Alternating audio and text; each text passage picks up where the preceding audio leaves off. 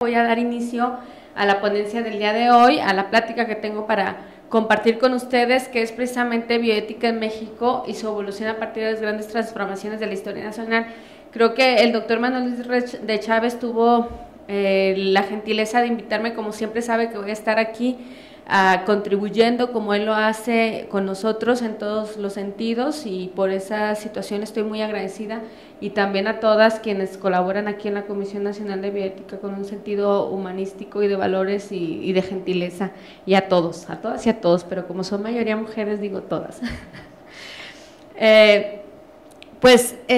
Quiero también señalar que esta presentación se basa mucho en un paper publicado recientemente por el doctor Manuel Ruiz de Chávez y colaboradoras aquí en el instituto, que tiene que ver con el pasado, presente y futuro de la bioética. También se basa en un capítulo del libro El debate sobre el uso de las células troncales en estado laico, donde hago precisamente el recuento del surgimiento de la bioética en México y su impacto, y además de otro artículo escrito también por la doctora Sara Chan, que se llama Bioética para todas las temporadas, ¿no? ¿Cuáles son los retos de la bioética hoy en día y cuáles van a ser los retos del futuro?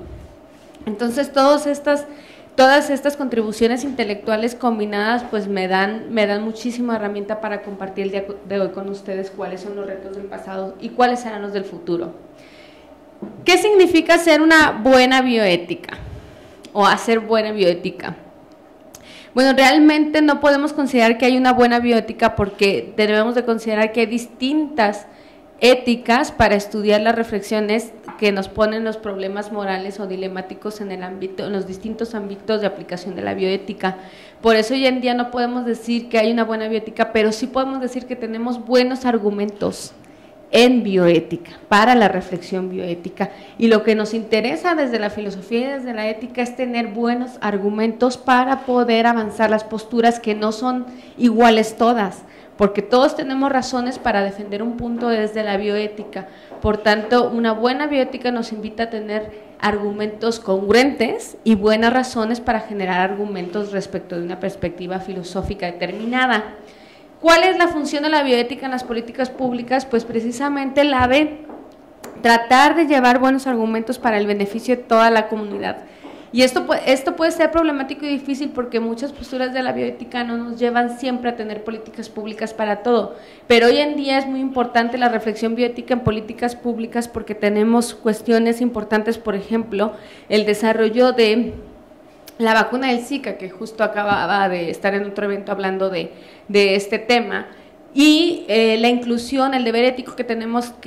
o todos los investigadores tienen de incluir mujeres embarazadas en los ensayos clínicos para probar una vacuna de seguridad, eficacia y eficiencia. Hasta el momento, en muchos ensayos clínicos no se incluyen mujeres embarazadas, y es un deber ético, pero no se ve como un deber ético. Entonces, la bioética es muy importante para informar a todos aquellos y para poder discutir con todos aquellos quienes hacen políticas públicas para incluir a mujeres embarazadas en este tipo de ensayos, que al final se van a ver beneficiadas de la investigación que se hace,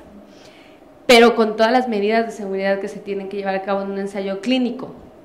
¿Y cómo podemos mantener la relevancia de la reflexión bioética en relación a los retos del futuro para contribuir a solucionar estos retos? Hoy en día sabemos que en México tenemos un problema importante, que es el turismo médico-científico, ya no solamente el turismo médico relacionado a intervenciones o tratamientos no probados, sino que este reto de turismo científico nos invita precisamente a saber que esto ha sido un reto del pasado, pero sigue siendo un reto del presente y seguirá siendo un reto del futuro. ¿Cómo ayudamos a que los entes reguladores puedan tener reflexiones éticas respecto de lo que aprueban o no en el ámbito de la ciencia básica y en el ámbito clínico? Y no solamente validar lo que ellos creen que está bien para llevarlo a cabo. Eso es un reto importante de la bioética en nuestro país.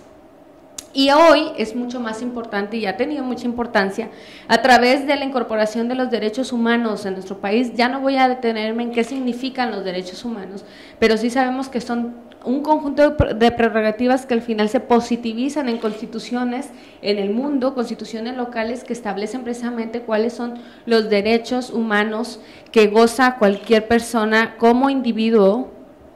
y son reconocidos por los estados a través de sus constituciones. Y sabemos que en México tuvimos una reforma importante en 2011, que nos invita precisamente a que todas las autoridades en nuestro país, ya sean presidentes o miembros de comités de bioética o de ética de la investigación, tengan su actuar con una perspectiva del respeto y protección a los derechos humanos. Entonces, hoy en día lo que se declaró en el artículo 1 de los derechos humanos de la Declaración Universal de 1948, que todos los seres humanos nacen libres e iguales en dignidad y derechos, y dotados como esta de razón y conciencia deben comportarse fraternalmente unos con otros. Hoy en día sabemos, y aquí estaba el doctor Santillán hablando también de que es muy problemático el término conciencia y otros tantos en razón, y otros tantos debatiendo el principio de dignidad humana, pero sabemos que estos son principios mínimos que tenemos que interpretar para el beneficio de las personas, y así nos invita el artículo 1 constitucional en nuestro país. La bioética en los primeros días, nos dice la doctora Sayada Cham, ¿no? ¿Qué es lo que hacíamos en los primeros días? Pues sí, se trataba acerca de las discusiones de la vida y de la muerte, y hoy hemos cambiado, tenemos diferencias en esas discusiones, parecían que son temas viejos, no, son temas clásicos que ponen distintos problemas o dilemas al desarrollo de la tecnología, como son ahora pues el aborto, porque tenemos casos, por ejemplo, que tienen que ver con salud pública, como es el caso del virus del Zika, que ya no solamente a veces es una decisión de la mujer, sino que no hay otra opción para la mujer, precisamente porque no tenemos desarrollado una vacuna, un tratamiento para poder ayudar a la mujer.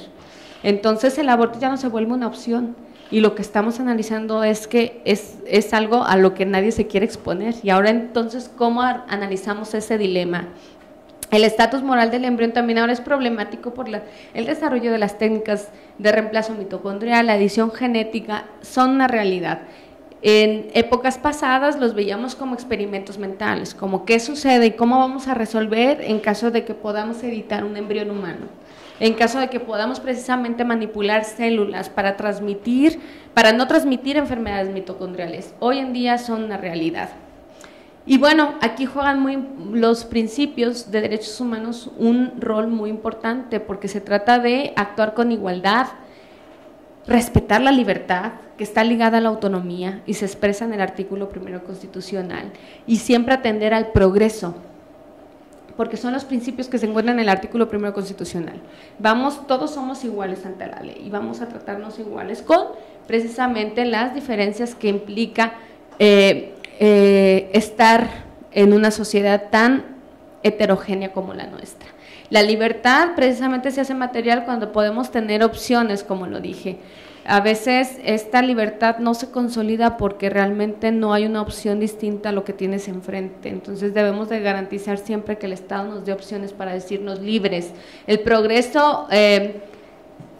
no siempre es benéfico para todos, pero al final sí tenemos que tomar en cuenta que hay elementos que nos pueden ayudar precisamente, aquí lo decía un amigo muy querido que trabajó en el INMEGEN y trabaja ahora en los espacios académicos, que quienes se oponen, por ejemplo, a los organismos genéticamente modificados por un impacto a la salud, realmente no hay evidencia científica, aunque nos diga que hay un impacto negativo, pero sí podemos saber que hay evidencia que nos indica que los alimentos se han vuelto más asequibles para poblaciones vulnerables. Entonces sí también tenemos que trabajar con evidencia científica respecto de nuestra reflexión bioética. Y aunque ya han pasado más de 40 años, sabemos que aún no hay acuerdos claros sobre estas interrogantes que nos acabamos de formular, porque apenas hace un año que tuvimos la noticia de que los chinos habían por primera vez, un grupo de investigadores chinos habían por primera vez modificado un embrión humano. Y entonces las mismas interrogantes de el riesgo para las generaciones futuras, estamos jugando a ser dioses, no debemos de manipular la vida humana, pero hoy en día no son estas interrogantes nuevas, siempre han estado en el debate y no se han resuelto. Y entonces si no hemos resuelto nada desde la bioética, si todos hemos discutido desde distintas perspectivas, ¿para qué nos sirve la bioética? Pues el propósito no es que todos estemos de acuerdo en nuestra perspectiva moral, y eso es algo que nos debe quedar como al menos un poco claro para saber que sí podemos ayudarnos entre todos a construir un compromiso social desde nuestra moralidad. también cuando hablamos de problemas de la moral en el derecho decimos, no, bueno, es que no puede haber la moral dentro del derecho porque entonces sería problemático porque no es objetivo, pero tampoco los juicios racionales son objetivos, lo hacemos desde una perspectiva epistémica distinta, por tanto hay que admitir que siempre vamos a tener razones y argumentos morales distintos, pero al final tenemos un objetivo común que es el de bienestar y podemos comprometernos a ceder cierto tipo de argumentos y posiciones racionales por un bien mayor que significa el avance del beneficio a la comunidad en el desarrollo de nuevos curas, tratamientos, en la edición de genes, por ejemplo. ¿Y cómo ha contribuido México a este debate internacional? ¿Cómo ha contribuido la bioética en nuestro país? Porque así tiene el título mi presentación, y voy a ser honesta, así me invitaron a presentar, no estuve muy involucrada en el título de mi presentación, pero me gustó el reto. Entonces, me gustó el reto porque hemos sido parte de este proceso de impacto de la bioética en nuestro país, el nacimiento de la bioética en nuestro país. Con el doctor Guillermo Soberón, precisamente, ustedes saben que se crea en nuestro país esta Comisión Nacional de Bioética y tuvo un impacto muy importante con la doctora Daphna Feinholz, quien juega un papel muy importante hoy en día en la UNESCO también, y fue quien escribió las primeras guías de funcionamiento de los comités de ética de investigación y los comités de bioética en nuestro país, y están publicadas, están en línea y sirvieron como base para el trabajo que desarrolló a partir de que tomó las riendas de la Comisión de Bioética de nuestro país el doctor Manuel Ruiz de Chávez, y ha alcanzado logros significativos importantes como sus predecesores. Y tenemos que en México y en el mundo la reflexión bioética se ha posicionado a través de la organización de eventos muy importantes donde se han dado a conocer las reflexiones que se tienen en América Latina respecto a los casos relevantes en bioética. En especial destaco algo en lo que contribuimos desde el Colegio de Bioética y desde la Universidad de Manchester con uno de los precursores de la bioética en el mundo, el doctor John Harris, que también estuvo aquí, impartió una conferencia en 2013 a través de un fondo que obtuvimos para la colaboración entre la Universidad Autónoma de Nayarit, la UNAM y la Universidad de Manchester. Desde entonces el doctor Manuel Ruiz de Chávez ha sido un gran aliado para capacitar, para generar seminarios de discusión, no solamente en la Ciudad de México, sino también en otras universidades que han necesitado el apoyo, y en el establecimiento de comités de ética de la investigación, que sabemos que es algo muy importante, porque precisamente el surgimiento de la conbioética en nuestro país antes se llamaba, no la referíamos como la conbioética, sino como la Comisión Nacional de Bioética, comenzaba a darse cuenta que el problema es que no teníamos comités de ética de investigación funcionales, comités de bioética, pero también se tenía que capacitar porque la reflexión ha sido poco a poco, y entonces la comisión ha tenido una labor importantísima en establecer y consolidar comités de ética en la investigación y de bioética en todo nuestro país, y sobre todo a reunir a todas las comisiones estatales de bioética para que en conjunto lleven esta reflexión a todos los lugares y a todas las personas que es necesaria, ¿no? Entonces creo que el papel fundamental en nuestro país hoy en día de la comisión ha sido llevar esta reflexión, hacerla asequible a través también de la incorporación de sus bases de datos al ámbito internacional. Hoy en día el doctor Ruiz de Chávez está tratando precisamente de indexar el material que se produce en esta comisión y también de dar a conocer que en México tenemos buena ciencia y buena reflexión en el ámbito de la bioética, y que también las perspectivas vistas desde los contextos distintos son importantes para la discusión internacional. Aquí una diapositiva de precisamente lo que me ha tocado coadyuvar de la mano del doctor Ruiz de Chávez y del doctor Rui Prestamayo, del doctor Rubén Lisker, quien fue consejero de esta comisión precisamente cuando el doctor Ruiz de Chávez nos apoyó junto con el Colegio de Bioética a través del doctor Ricardo Tapia a la organización de varios diplomados en donde precisamente estaba surgiendo apenas la reflexión en materia de bioética y derechos humanos, porque el derecho también ha formado una parte importante en esta reflexión en nuestro país, y hoy en día más importante al tener la reforma en materia de derechos humanos.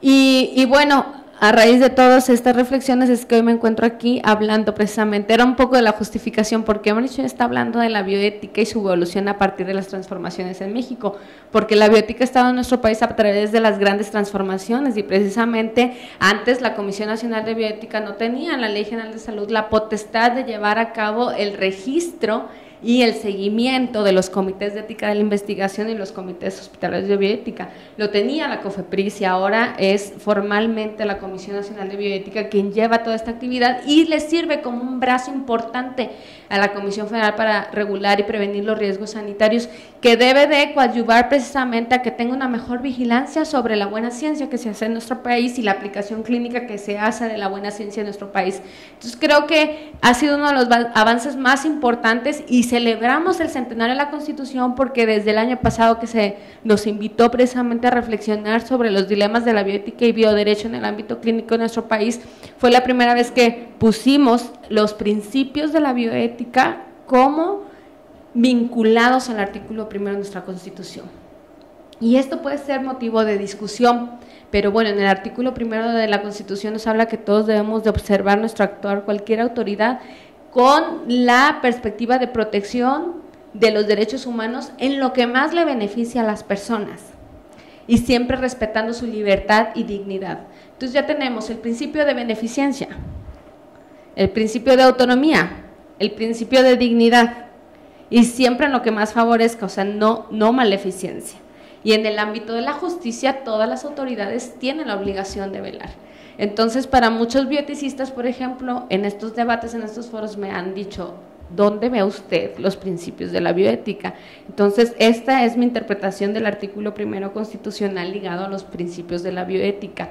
Es tarea ahora de la Comisión Nacional de Bioética elaborar a lo mejor un trabajo académico que ponga mucho más claro a través de ejemplos y casos representativos de cómo se puede leer de manera progresiva y en beneficio a las personas los derechos humanos que se pueden ver violentados por la mala práctica en cuestiones de ciencia básica y aplicación clínica, que es lo que debemos de evitar con esta reflexión bioética. Entonces, la finalidad de la bioética, nos dice la doctora Chan, ¿será producir explicaciones morales? Pues no explicaciones, sino razonamientos morales. Y establecer si persiste la moral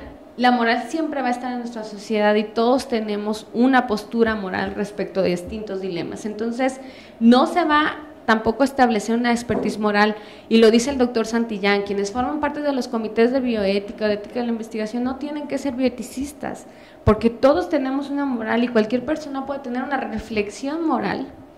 para resolver un caso dilemático. Entonces la bioética no debe estar preocupada por decir ella o él es bioeticista, sino por articular, interpretar y especificar nuestra moralidad para llevarla a una moralidad común. Y todos podemos ser parte de esa reflexión, pero ¿podemos llegar a una moral en común? Claro que no, y por eso existe la bioética, porque tenemos un desacuerdo moral también en común, y lo que queremos llegar es a un consenso mínimo para no dañar a las personas y para actuar siempre en beneficio. Entonces es precisamente responder al desacuerdo público relacionada con la biotecnología. Pero ¿cómo podemos responder? Pues en nuestro país está dando la transformación de que deberemos de responder caso por caso, no podemos llevar a cabo reglas generales, porque si implican un desacuerdo moral, pues no todos van a poder sentirse obligados por una norma que no le atañe a su moralidad. Entonces sí debemos de ser respetuosos de la divergencia moral y siempre establecer un lineamiento argumentativo que nos pueda llevar a resolver dilemas, pero siempre en beneficio de la persona que lo está pidiendo, no en lo que nosotros creemos que es moralmente plausible, permisible o correcto. De la teoría a la aplicación, muchos dicen que la bioética no es otra cosa más que una ética aplicada, ¿no? Y pues claro que es parte de una ética aplicada, hay una aplicación práctica, pero no siempre, porque en bioética también tenemos reflexión abstracta, que no siempre ve un caso concreto para resolverlo. Y hoy en día tenemos que saber que la bioética puede ser en parte una ética aplicada, pero no siempre lo es, a cada caso concreto. Y otras personas, y justo ahora comparto que vengo de estar en un foro con abogados expertos en propiedad intelectual y otros tantos que están preocupados por la salud pública como yo, es como que sí, precisamente, no, es que la reflexión bioética nos mete en muchos problemas, es muy filosófica, entonces no queremos algo práctico, algo que se vaya a aplicar. Pues claro que no es demasiado filosófica, porque la vida, la reflexión que hacemos sobre la vida siempre nos va a llevar a una argumentación filosófica. Y el acuerdo en común, eso es lo que nos va a llevar a la practicidad de nuestra reflexión filosófica. No podemos quedarnos tampoco en la reflexión abstracta, porque sí tenemos que aterrizar en un momento, pero no resulta no práctica, sino más bien debemos de estar siempre trabajando para que nuestros argumentos aterricen y sean de ayuda a cualquier caso que se quiera resolver. Porque también uno de los argumentos en contra de la reflexión filosófica desde la bioética es pensar que estos casos son producto de la ciencia ficción y nunca van a pasar en nuestra sociedad. Pero, ¿por qué? Porque los dice, esta es otra pregunta de la doctora Sara Chan. ¿Por qué no hablar de salvar los bosques lluviosos? Porque no tienen ninguna finalidad, porque a lo mejor no sirve no tener más oxígeno que solamente lluvia. Pero siempre vamos a tener por qué hacerlo, siempre va a ser una pregunta. Siempre que nos estamos preguntando va a ser porque es necesaria la pregunta. Y otros de los argumentos en contra es que no refleja la vida en la realidad. Y lo que no refleja la vida en la realidad se considera como que no es buena filosofía. Pero bueno, teníamos experimentos mentales respecto a la edición genética, ¿no? De los que íbamos a crear superhumanos. Hoy en día sabemos que sí refleja una realidad, no la realidad como la refleja el doble de la ciencia ficción, pero sí estamos ante la posibilidad de crear seres humanos blindados para ciertas enfermedades y virus. Y claro que los hacen personas que, si no está bien cuidada la aplicación de esta tecnología, pueden generar muchísima más desigualdad y pobreza, y la brecha se aumenta en nuestro país. Entonces, lo que decíamos que no refleja la vida en la realidad, claro que sí lo refleja. Entonces, sí tenemos que estar al pendiente de aterrizar lo que puede ser una ciencia ficción. Ahora, la bioética nunca produce argumentos perfectos. Produce argumentos congruentes, lógicos, porque no hay argumento perfecto, y en principio cuando hablamos también de que ingresan a la vida real, como les dije en este momento, de incrementar la brecha de pobreza, de desigualdad, lo que no queremos es eso, lo que queremos es un avance de la ciencia y la tecnología, pero cuando entran a la vida, pues podemos decir que hay desigualdad. El avance tecnológico, por ejemplo, en las tecnologías de reproducción asistida, también, aunque decimos que es bueno el progreso científico, que es bueno que las mujeres con enfermedades mitocondriales tengan la posibilidad de no tenerlas más, pues cuando decimos quiénes van a tener acceso y nos formulamos esta pregunta, ya nuestro argumento no es tan perfecto, porque tenemos que ingresar en la ecuación otro tipo de elementos. Entonces, papeles importantes de la bioética hoy en día en nuestro país. La bioética como filosofía, sí necesitamos la abstracción, seguimos necesitando pensar en casos hipotéticos, pero también tenemos que llevarla a una política pública. Los razonamientos generados por esta comisión, por este equipo que forma la Comisión Nacional de Bioética, deben de estar impactando las políticas que se llevan por parte de los órganos reguladores para que haya lineamientos claros establecidos y siempre en beneficio de la persona. Y aquí voy a hablar del caso concreto de edición genética. Ya no hablaré de transferencia mitocondrial porque ya mucho se ha hablado al respecto, pero sí el caso de edición genética como política pública. Hoy en día sabemos que el CRISPR-Cas y la modificación genética de la línea germinal humana es una realidad. Y no sabemos si va a ser una realidad en nuestro país,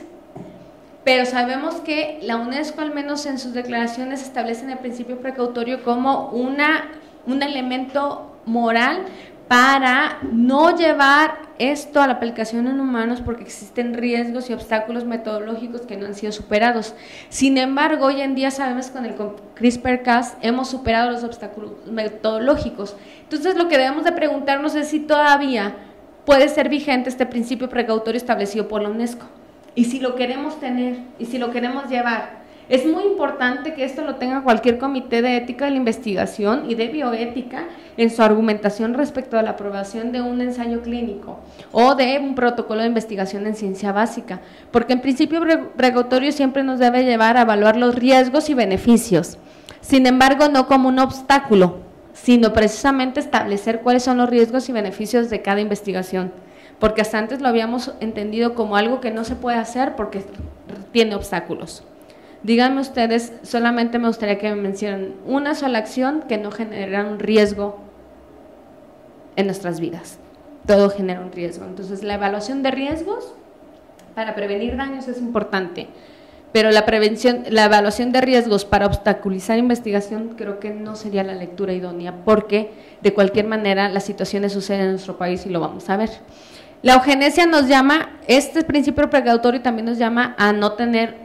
acciones eugenésicas, es decir, mejoras genéticas y no terapéuticas, pero en general lo que siempre queremos es una mejora genética y es terapéutico. ¿Qué tiene de diferencia una de otra? Yo quisiera que me lo respondieran. Hoy en día, en el Reino Unido, los argumentos en contra de tener una política pública basada en un principio precautorio para no permitir la investigación en embriones humanos de edición genética es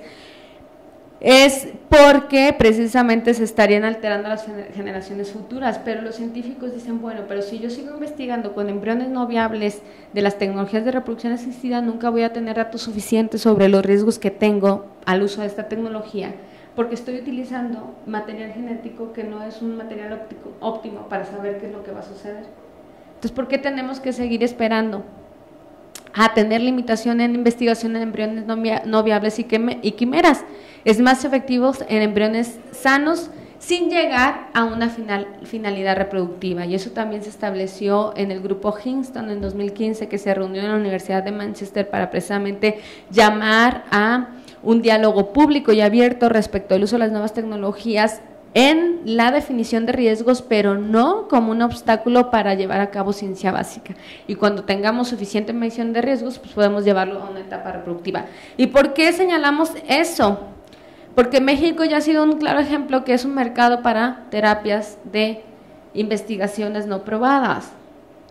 Y en esto ustedes pueden buscar mis publicaciones sobre The Rise of Stem Cells in Mexico, en la revista de la UNESCO en 2012, donde precisamente vemos una frivolidad en la oferta de las terapias con células troncales que aún no han pasado por ciencia básica o que no tiene prueba de seguridad, de eficacia y eficiencia en ensayo clínico, y se ha aprovechado la frivolidad en este sentido de personas que lucran con el beneficio hipotético que puede tener la aplicación correcta de una célula troncal. Entonces, mientras las personas debaten si la célula es vida, si el cigoto es un ser humano o no, muchos otros lucran con esta confusión, y es un mercado de la confusión, y hay muchas personas que están en necesidad de tratamientos y terapias para enfermedades que no tienen cura: Alzheimer, Parkinson, esclerosis lateral amiotrófica y muchas otras crónico y otras neurodegenerativas, pues que acceden porque no tienen ninguna otra opción de tratamiento, y hay una gran esperanza por tener opciones. Y se ofrecen precisamente estos sin evidencia científica, y aprovechándose ahora, incluyendo a la carta de terapias con células troncales, la modificación genética para evitar enfermedades. Esto lo hacen las clínicas de reproducción asistida, que no están vigiladas ni reguladas ni tienen comités de ética de la investigación vigentes. Son capaces de ofrecer este tipo de servicios a quienes quieren acceder a las tecnologías de reproducción asistida, que sabemos que hoy en día aún no es posible, porque si se editó la semana pasada precisamente un embrión humano también en Estados Unidos utilizando esta tecnología, esto es ciencia básica. Al final queremos saber cómo va a resultar la edición de este embrión y cuáles van a ser los resultados favorables o no con el tiempo, porque tenemos que observar y dar seguimiento antes de decir que esto ya es una técnica comercializable, válida, segura y en beneficio de las personas. Aquí les dejo también donde pueden consultar la declaración del grupo Hinton, donde precisamente hacemos un llamado a la cautela por parte de los gobiernos y que se utiliza la bioética como un elemento de discusión y no como un elemento de obstaculización de la investigación, porque queremos tener transparencia en la investigación, y para tener transparencia en la investigación queremos que los médicos nos digan qué están haciendo, y no queremos obstaculizarles el trabajo, solamente queremos que den cuentas claras a la sociedad para evitar el abuso de otras personas que posiblemente no tienen el conocimiento ni la tecnología de muchos otros médicos y se pueden aprovechar del boom de que en México se hace cierta tecnología, porque no todos tenemos acceso a la información que deberíamos. Y esto es preocupante. Esto es preocupante porque justo cuando publicamos la doctora Chan y su servidora el artículo sobre edición genética y qué pasaría en México si no se toman en cuenta los argumentos bioéticos para la regulación, pues dijimos, podría ser que en México pase la primera edición genética. El día que se publica nuestro artículo, el 16 de septiembre, el doctor Zhang en Estados Unidos publica que en México había llegado a cabo la técnica de reemplazo mitocondrial. Obviamente nosotros estábamos preocupadas porque no se llevara la edición genética sin antes tener prueba suficiente. Y en otro paper ya habíamos hablado de técnicas de reemplazo mitocondrial, bueno, se nos adelantó una técnica sobre la otra, pero habíamos hablado de los peligros de no tener una regulación clara y de no tener precisamente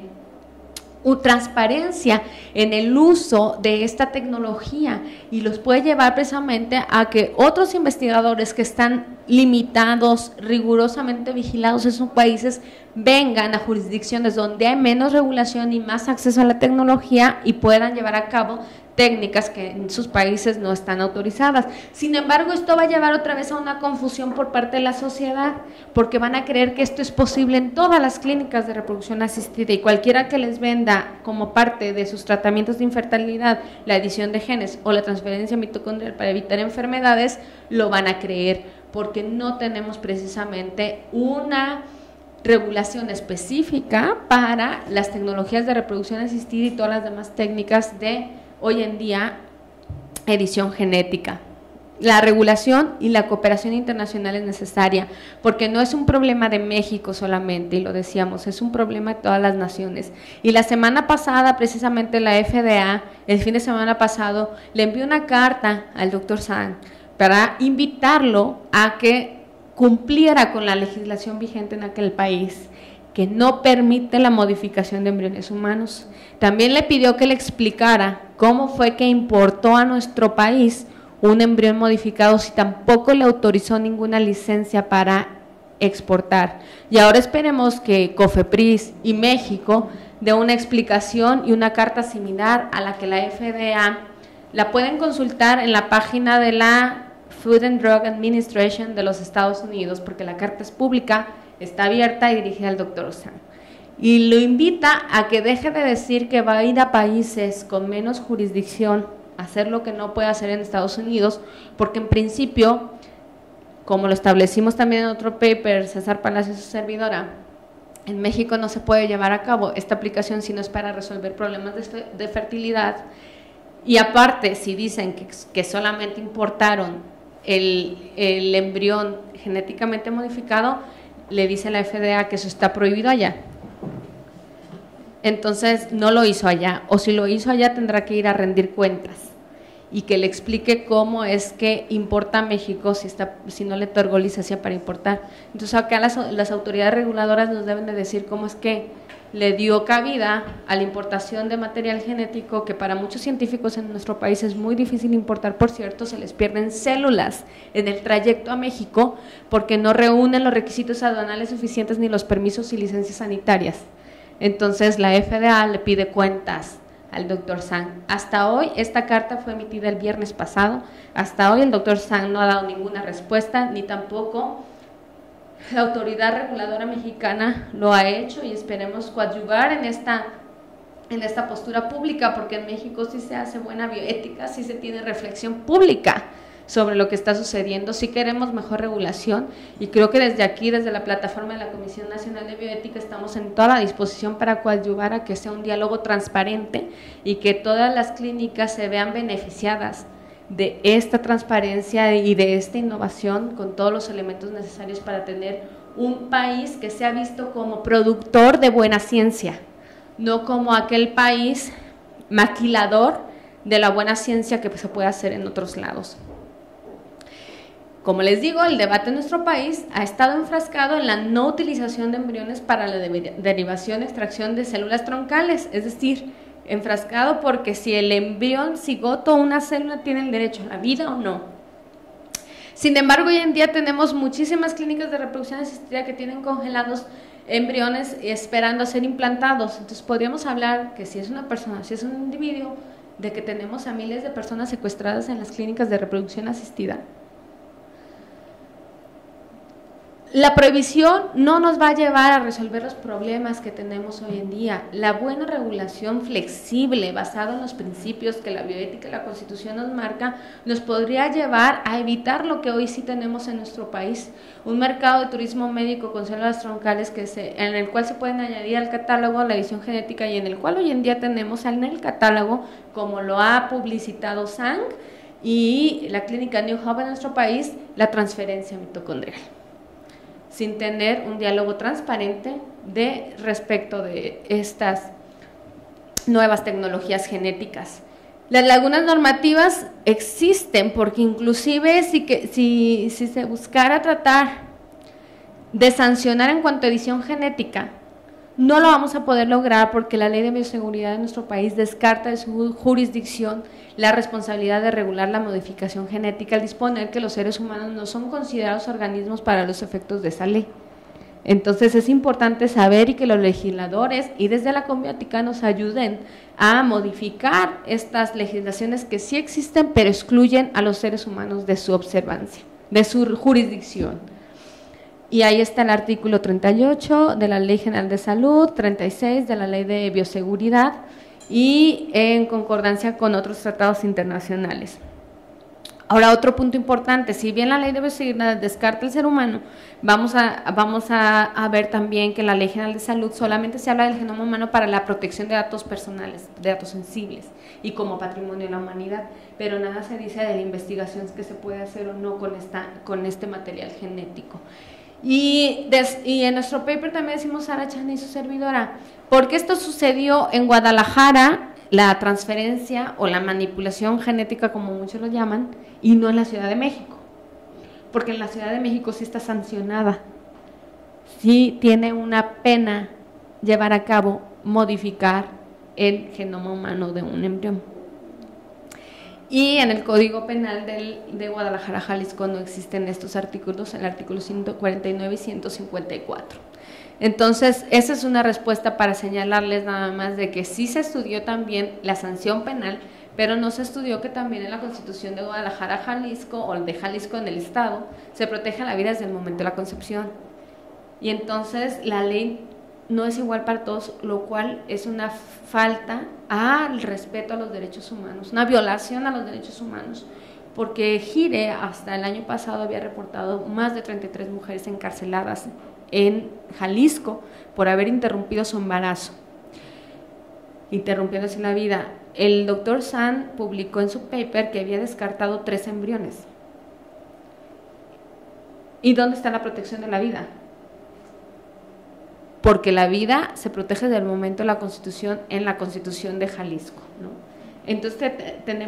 no hay igualdad en la aplicación normativa. Tenemos mujeres siendo procesadas por el delito de aborto, por interrumpir la vida, mientras tenemos médicos haciendo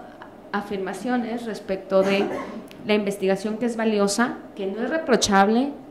que la deseamos para el mejoramiento de la reproducción, pero sí queremos que estas normas se apliquen de manera equitativa, transparente y bajo los principios del mayor beneficio de las personas y progresivamente. Entonces, ¿qué puede hacer la bioética? Pues precisamente contribuir a estos discursos. ¿Qué podemos hacer aquí? Nos hace falta